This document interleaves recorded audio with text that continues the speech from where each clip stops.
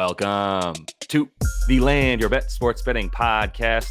Very excited to have my boy Brad Thomas, Lord BLT. How you doing tonight, man? Listen, I'm doing good. I had a great day with my soccer bets, and then I will say that NHL has started pretty rough. 2 0-2 games, but 2 spots that I'd take 1,000 times over again. So, as long as I'm making money and having fun watching sports, I'm always in a good mood. Yep, and the baby is in bed, which means Papa can make some bets and watch some sports.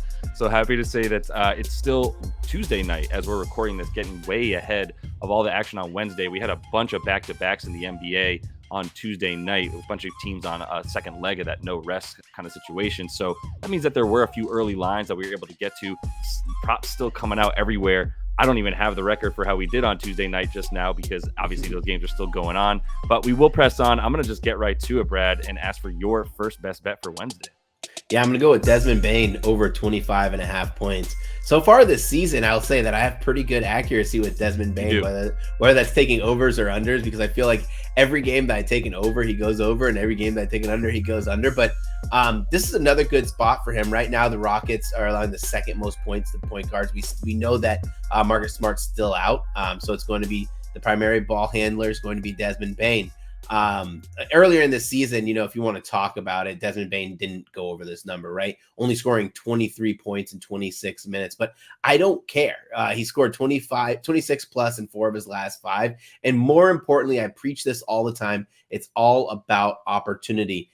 He has the most volume, 19.4 field goal attempts per game, with the highest 3-point attempts on the team at 8.7. Why that's important, and I'm going to call that out one more time. Luke Kennard's still out in this game. So basically he is the 3-point threat. You're not even going to remotely talk about Jaren Jackson there, shooting 3-pointers at a 38% clip. So we'll have the volume there. I know that he gets a tough matchup, but it hasn't been all that tough in Brooks so far this year. I think that he's still going to score and score well. This is another game that has the opportunity for him to kind of explode. So if you want to take the 30 plus, sure. I don't think the line's going to be anything better than plus 200. So I'd probably just pass on that and just keep playing 25.5.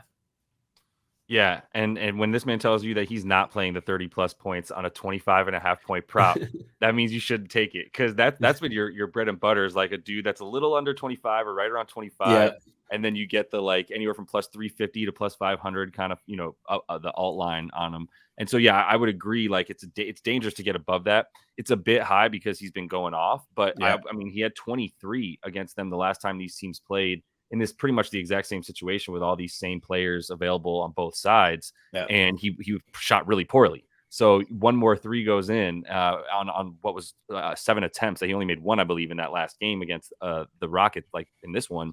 Then I think he's good for the 26 in this one. Like you said, you've had Bane's number, and I always tell our boy Brian versus the books too. When you have a beat on a market or a guy or a prop, go for it. Keep hitting it. It's not boring. Winning is never boring. So I have a bunch of unders today, dude. I'm glad you have a couple overs. Otherwise it'd be just really negative. But I got to go under for Nick Richards in this matchup with the Miami Heat.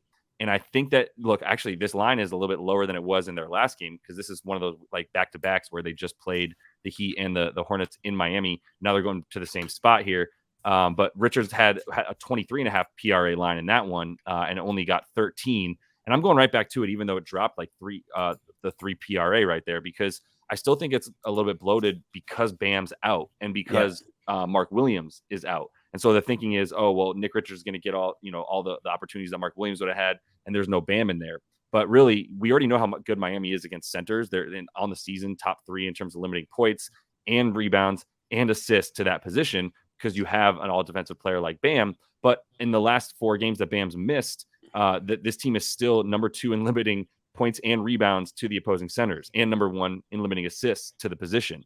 They actually even have a slightly better defensive rebound percentage than they did prior to Bam, when Bam was in there, not suggesting at all that Bam is not, that they don't need him or anything like that, or that they're better without him. Just that it's not that big of a difference, because it's Spo, Kevin Love, and, or believe it or not, Orlando Robinson are doing a fine job. Even Thomas Bryant has gotten some of those minutes that Bam would normally have to at least be able to defend and rebound and continue to be one of the best defensive rebounding teams in the league.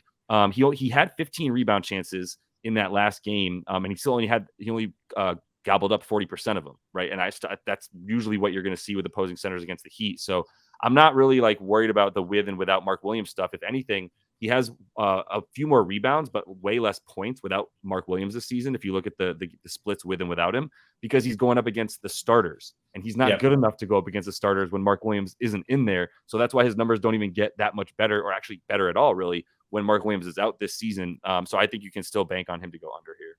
Yeah, no, I don't mind the under there. It's like one of those things where they talk about Heat culture. It's kind of like what football teams say, next man up.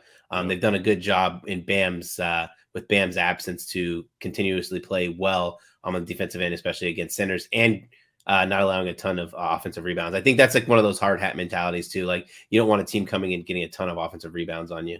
Yeah, 100%. So nice segue actually, right, to your second bet here. Yeah. Maybe these work well off each other. Yeah, I'm okay. So I bounced this back and forth a couple times with Gordon Hayward over 25.5 points, rebounds, and assists, or over 15.5 points. If you want to play over 15.5 points, that's cool with me. But I actually, like, when I thought about how this game breaks down and kind of how the game broke down a little bit last time these two teams played each other. Whenever you have Jimmy Butler on the floor, and this can be exchanged with any player who's a great defender.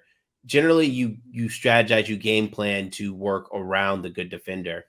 So anytime Gordon Hayward is being covered by Jimmy Butler, the whole plan is going to be to get Jimmy Butler out of the action, put him in the action, get him out of the action, which also opens up a little bit more than just scoring points. So if Gordon Hayward's starting off really hot and Jimmy Butler's on him, he's not going to be scoring as much. He's going to be facilitating more. It's also going to leave him open for any potential offensive rebounds there. So I pivoted a little bit. He's hit this number in 4 straight. And the logic is sound, in my opinion, too, because let's say he is in a lot of the action, he's getting a lot of sets for him, and Jimmy Butler's not on him.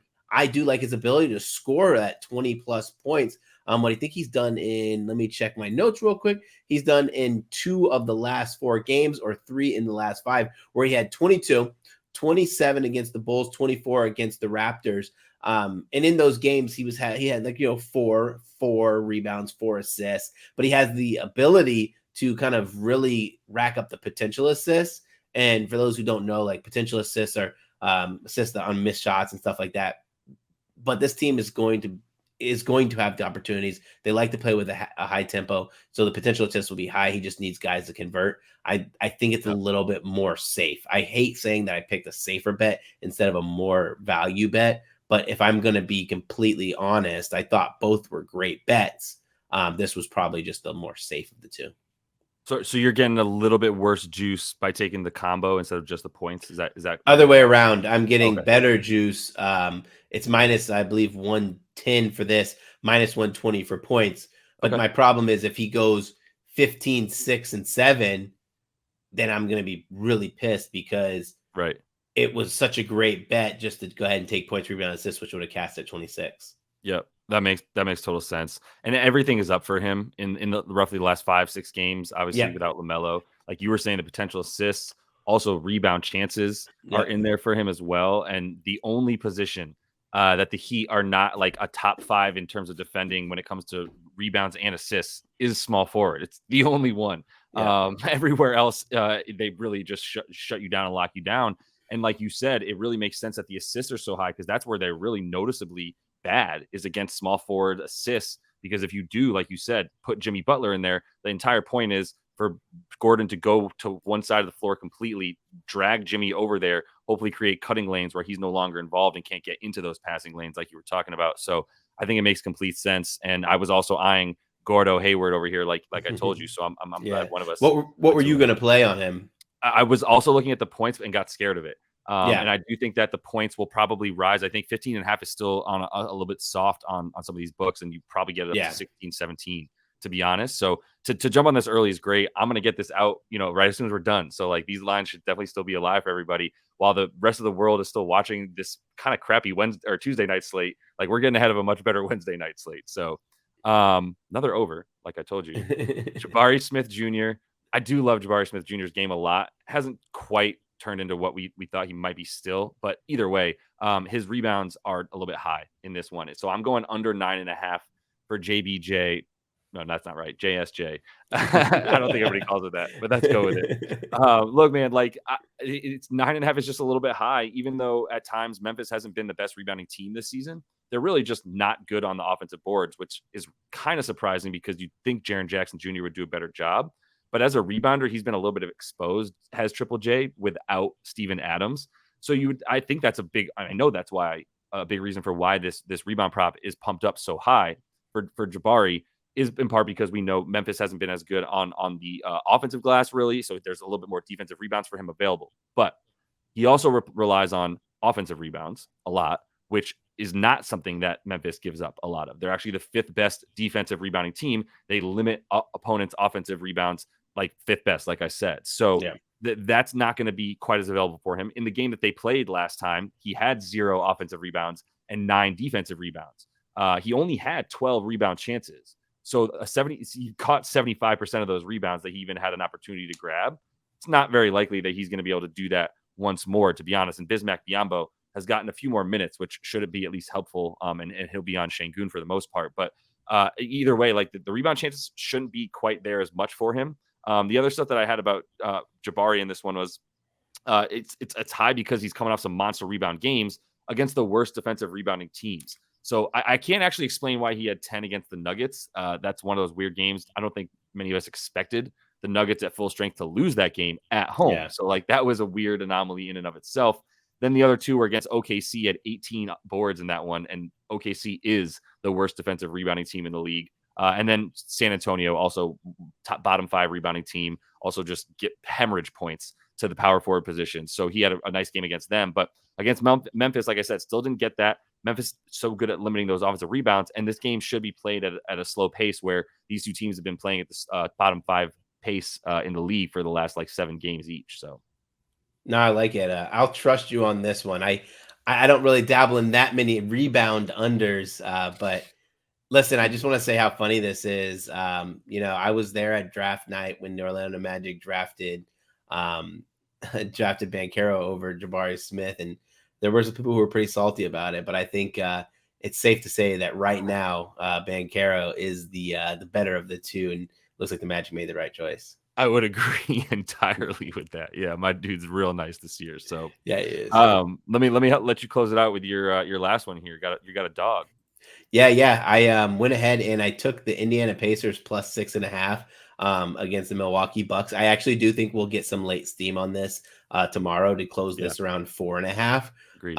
For me, there's 2 factors that come in play. I'm not really much of a trends guy, but I do want to say it because people do like the numbers. The Pacers are freaking really good against the spread on the road. It's something like I think it's like 6-3 or something like that. And the Milwaukee Bucks are really bad against the spread at home. And the reason basically why that is because it's still kind of in that early part of the season where books are still don't really know how to price either of these teams, right? Like you have the 2-headed monster in Antetokounmpo and Dame Lillard, and then you expect that team to be much better than they probably are.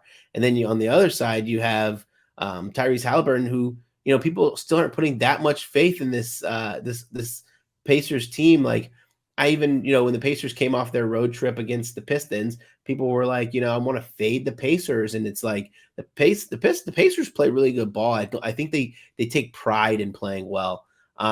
So they make sense why the lines are a little weird, but why I like it, not only because they beat them in the play-in tournament, but if we talk about the Milwaukee Bucks, where they've struggled the most, it's been covering the guard position.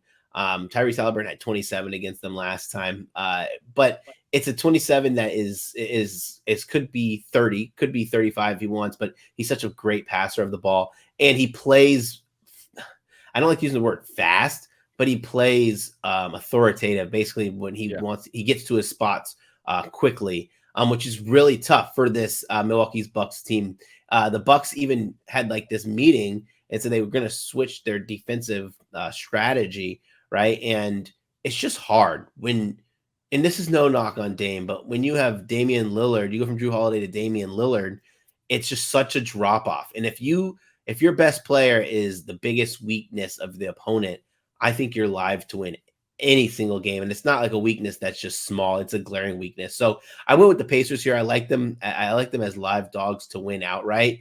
The price is right too at plus 210. But I do think we get a cover here. The Bucks just aren't a team that is capable of blowing teams out with the lack of defense they play. Like they need some of those perfect nights from Giannis, perfect night from Dame. And oftentimes I just don't think they're on the same page yet. But, Giannis, he's probably like the most honest and open person. He admitted he's like, things aren't perfect. They're still learning each other. They're still learning when Giannis needs to be the superstar or when Dame needs to be the superstar. And I'm actually glad he said that because it's evident on the court. But when they're feeling that, when they say that, that means they're feeling it a lot more than we kind of are expecting. Yep. Yeah. I agree with everything you said. I mean, the first long-term point real quick, just to touch on it, is that it's still easily the first half of the season, first third of the season. This team hasn't been playing together very long. Dame didn't get there until August, right? Almost, or September, whatever it was. There was like barely a month left in preseason, or bare month and a half, whatever it was. But there was still not a lot of time for him to get involved. So for them to figure it out as they move, it's going to happen. Like, I still wouldn't just count this team out when it comes to the playoffs. But there was a reason that I took them under 55.5 regular season wins, because it's going to take some time naturally to figure it out. And to your point, the margin for error on offense with Dame's defense isn't very high. Like, it's very narrow right now for the Bucks. It needs to be really good on offense to make up for the fact that Dame is a liability on defense, especially because the way that this defense has been set up is the defensive change that Brook Lopez set up that team meeting to have was, we can't be playing this press defense where I'm pressing up and the line of the defense is like weak now because Brook Lopez is hedging on screens. He's like, I need to drop back and play that drop back defense that Budenholzer played, because that's where my strength is. That's why I get blocks. But the problem is, you had Drew Holiday hawking the 3-point line. So Brook Lopez could drop wherever and whenever he wanted, because that wing defense was incredible, led by one of the best wing defenders and point guard defenders that we've seen in a long time in Drew Holiday. So it all makes sense with that margin for ever so low. And the Pacers certainly not satisfied with beating the Bucks in the in-season tournament moving forward. There's still plenty to play for. Last thing on my soapbox, I love anything in this game above 5.5 for sure. 5 is kind of that magic number. And like you said, I do see it getting dropped down there and bet down. So finally, an under for Isaiah Beef Stew, my third and final under of the day. I got to do it, man. Like, I was looking for this last bet, and I started by looking at Beef Stew, started writing down notes, and was like, man, I like this one even better than Nick Richards. And then I was like, that's so low, though. The line for him keeps dropping in rebounds because of the fact that he doesn't get over 7.5 rebounds. He hasn't done it in 8 straight games. So the line does keep dropping for him, but I got to go to it. It's a matchup with Embiid and the 76ers, and whether you want to consider Beef Stew a power forward or not, he's basically their center. It's either he or James Wiseman. And really, if you think about it, Oscar Thompson's going to be the one who's most likely to get rebounds in this game for this Pistons team, because anybody who's banging down low with Joel has no shot. I do think Joel to get over 11.5 is a fine bet if you want it. If you look at the way that this game went last time these two teams played, Oscar Thompson, the small forward, pogo sticks, had 22 rebound chances in that game. Jalen Duren also played in it, as well as Beef Stew. Beef Stew had 10 rebound chances, Duren 8, because you don't get chances at rebounds with Joel Embiid. He's really just kind of on that tear right now, with one of the highest rebound percentages in the league. So this is just one of those things where it's like, I do think you're not getting much juice here. It's likely that this ends up at 6.5 at some point, because there's already some books with like minus 130 to the under for Beef Stew. So hopefully you see this in time before it gets to 6.5, because that does terrify me. I think 6 is probably a good number to put his ceiling at for this one. And so I'd feel a lot less safe about it with that number. But yeah, man, I mean, Philly limiting centers and anybody that wants to come into the paint in terms of like top 3, right? Limiting their rebounds, especially. So I got another under rebound here. I know it's not your forte. Whose forte is it? It's such a weird bet, but that's where I'm at. I did like Tyrese Maxey, but I'm going to play Tyrese Maxey 30 plus right when it opens up in the morning, because right now he's 26.5 at minus 105, which means I think 30 plus, if I do my projection, drives about plus 175, plus 180. The volume's going to be there. And the good thing about Tyrese Maxey is, and this is normally how he cashes early as opposed to late. I think he's had like 3 cashes so far this season where he's hit his over and it has been late. And one of those was literally a game where it was down to the wire. I don't think this is going to be one of those. Detroit Pistons are bottom 5 against the point guard position. And I hadn't think projected was like 23 shot attempts in this game. It's going to be a lot of shooting for the 76ers, very little for the Pistons. Agreed. And it's nerve-wracking though, right? Like they're 11.5 point favorite. Yeah. They have the potential to blow them out, but won by 8 earlier in the year. This is their second time. I think they're playing in Detroit again for the second time. Yep. So hopefully a little bit of the home field advantage will at least let the Pistons score enough to make it close. I think so. I think the blowout factor, while it's always live, like it might not happen until, let's say, like the third-ish quarter. Yeah, so exactly. I think, and either way, like Maxey's going to be in there. He's the point guard dude. So like more than Embiid, right? Even if they're up by like 15, 16, you want him in there to make sure that everything's in control. Like exactly. I'm with you. I'm a little worried about the blowout factor always because Embiid could go for 50 like he has against this team with the past. But either way, let me wrap it up here, man, with a little quick summary so everyone knows exactly what we took. We got Desmond Bane back on the Desmond Bane train for Brad. I got Nick Richards under 20.5 points, rebounds, and assists. Then we got a Gordon Hayward that we both agree here for sure. Points, rebounds, and assists over 25.5. Jabari Smith Jr. under 9.5 boards. We got the Dogs there in the Pacers plus 6.5 against Milwaukee in Milwaukee. And then Beef Stew, Isaiah Stewart, another under rebound prop from me. 7.5 boards going under that here against the 76ers. And that is all the time that we have, Brad. I appreciate you as always, man. Where are we? There you are. Oh, yeah. Appreciate you, dude. Look to have you on whenever I can, man. I know it's a little bit late out there on the East Coast, but this was awesome. I think it went really well. Yeah, thanks for having me. I think I was thinking in my mind, what to say as we closed. I might be looking for a David Roddy under 6.5 points alt line when they release the alt lines. And did you try to take it over recently and then you were like, forget this dude moving forward? Well, it was just a good spot. And I try not to let past performances catch me up too much and kind of look more at matchups. And he had the greatest matchup of all time. And this one's not as great of a matchup. So. This ain't it. Yep. Totally agree. Appreciate you as always, man. If you would, I see all the new subscribers in there. Definitely keep following along. Hit that subscribe button. Like the videos if you would. You know it does wonders for us over here. So much appreciated. Until we see you next. Happy betting.